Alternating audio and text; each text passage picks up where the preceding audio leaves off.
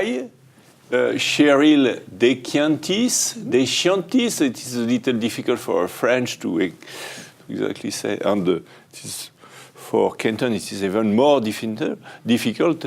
Kenton Hyatt, I don't know.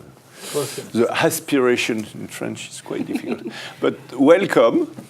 We are very happy to be with you. You are inside the Catholic University of Lille, which is one of the largest private university in Europe. And you are inside the department, which is the International Institute on Future Studies about innovation, or more specifically, about innovation ecosystem. Because now innovation is not made only by one human or even a company. It is all ecosystem, as in the Silicon Valley, for example, who build innovation. So we are very happy to receive you here. And we are going first, in this first video, to speak about your journey, your life journey. So perhaps Kenton and Cheryl, perhaps we can begin by Cheryl. What was your journey, and how have you been interested by values and belief system? I'm an artist, and that's where it starts. And because I'm an artist, I'm also interested in human creativity. And that led me to, quite by accident, into falling into management work, management and leadership development, initially with Citicorp in New York, where I met a wonderful mentor whose name was Diane Downey, and who helped me to understand, really to think about how important self-awareness is for people who work in organizations, who hold corporate jobs, who have to make things go in society, and who very much welcomed the creative point of view. And from there, I was invited to come to the Center for Creative Leadership, which is an international leadership development, research, and training institution. This was back in 1985, so you can have a little bit of idea of how old I am. And I became the first artist in residence there. And over the years that I was directly involved with the center, I learned to become a trainer, was trained in many theories, instrumentation, but mainly to work with people from all kinds of institutions, all kinds of organizations, every kind of business, and at every level of the institution or the organization, with leadership development. And because it was the Center for Creative Leadership was a very prominent organization, it provided a kind of protective umbrella under which a group of people were able to develop very highly creative practices that included art making, journaling, movement, dance, and even dreaming together, dream workshops in corporate settings that would help people to deepen their own creativity and to really come into the well springs of where innovation originates. I think we learned also to understand that creativity is not a level, it's not how much or how little we may be, but what our preference is, what our style for it is. So as an artist, everything is grist for my mill. And that led us to looking more closely at human values and value systems, particularly in the work of Brian Hall and Benjamin Tona. We were teaching and working in Europe, based in Brussels at that time, and began to incorporate that into our work. And it's been an incredible journey from there. You meet Kenton where? We are both from Southern California originally, but we met in Greensboro, North Carolina, at the Center for Creative Leadership when I was already there and he was joining, and it was wonderful. We became colleagues and have become life partners in both our work and in everything that we do. Thank you, Cheryl. And Kenton, what was your journey? very early, I began to be really interested in human relationships and what makes them work and what makes them not work, why life is so good when they do work and why life is so terrible when they don't. And so I began to study communication, human communication. And so that was my academic background. And I began to teach communication courses.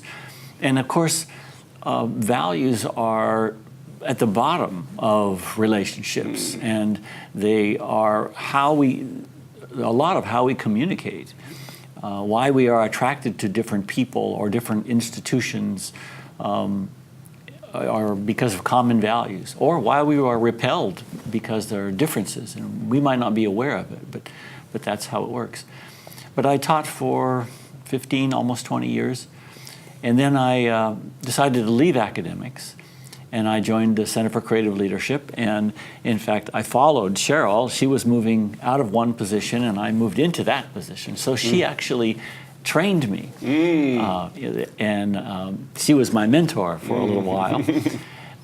And then we began to be partners and colleagues, and we moved to Brussels and did leadership development work with a wide variety of executives from just about every different industry, Fortune 500 companies, from all levels, from senior leadership, CEOs, all the way down to entry-level people. So it gave us a great exposure to people.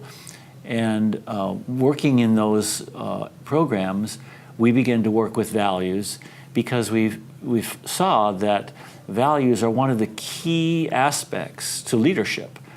And if a leader doesn't understand his or her own values, it's very difficult to become a successful leader. And then they can say to the organizations they lead, well, we believe in this or that. But if they don't live it, then it's not very effective.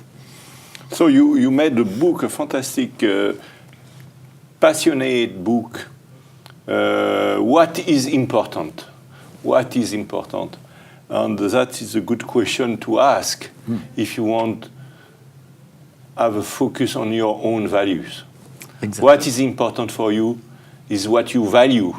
Right. And what you value depends on your values. Yes.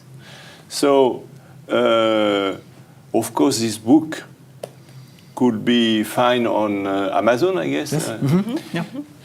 And could you just tell us a little the key idea and how this subject, this topic, values, what is important, is so important today? Oh, yes. Oh, good. That's a very good question, because the world today is volatile, it's uncertain, it's chaotic, ambiguous, and so people are looking for direction. And what we are trying to do is help people become aware of what their priorities are, what their values are, and then they're able to make choices, informed choices, and deliberate choices. But they're not so much able to be manipulated by the media or whatever influence comes their way.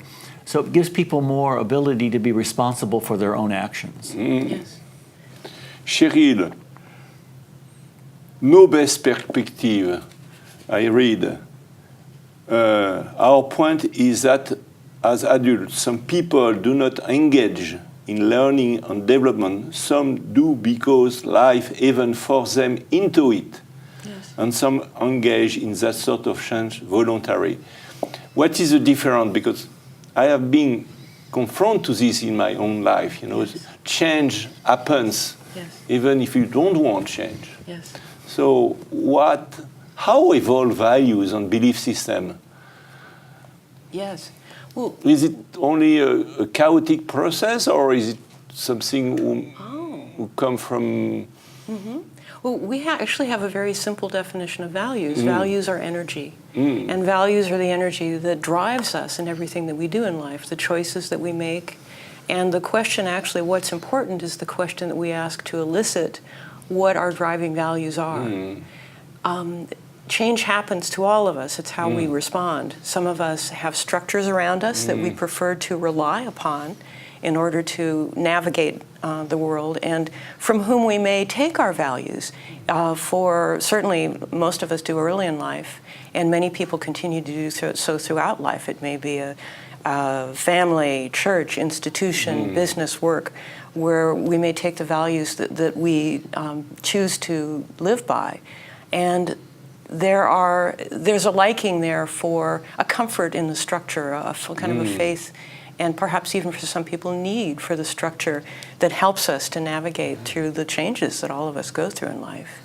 And there's also the possibility to understand that some values are less related to the structure that we find external to us, but are more related to the feelings that we have inside of us, that more relate to our coming into touch with the energies that drive us in an internal way. And what we like to do is to ask the question, what's important? And it doesn't matter whether I'm internally driven by my values or I'm externally. There's an external origin to my values. When I'm asked the question, what's important, the story of who I am emerges, and that's what's important. That's what's important to us. It's what's important to everyone. And it's the basis for communication and understanding. Thank you, Cheryl and Kenton. We are going in the second video to go more in depth in those questions. So value are priority, actually. Yes. And we are going to see what are priorities in the field of values. Okay. Thank you.